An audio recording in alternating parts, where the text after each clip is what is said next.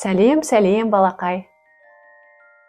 Күнделікті менің ертегімді тосып отырған боларсың. Ендеше, берек экранға жақында.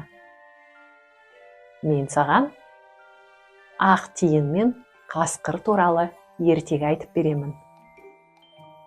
Ақ тиіннің орманда мекендейтінін білесің, я?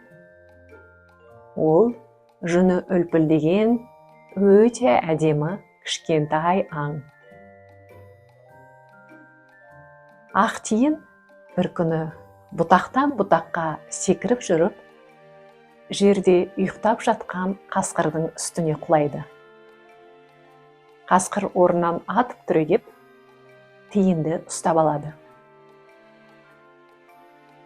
Тиін қасқырға жалына бастайды. Мені жеме, жіберші, дейді қасқырға. Қасқыр сол кезде оған былай депті: жарайды, мен жіберейін, бірақ менің бір сұрағым бар. Осы сендер неге үнемі қуанып, шат-шадыман болып жүресіңдер? Соны айтшы, дейді екен. Оған тиін: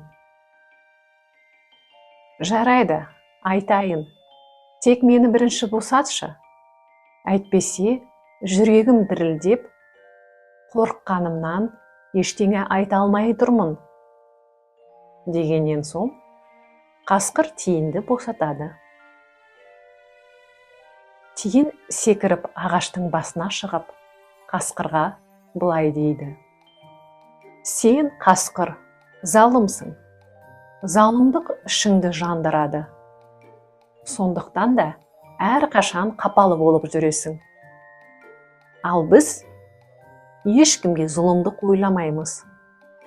Сондықтан да біз әрқашан қуанып, шат-шадыман болып жүреміз, деген екен.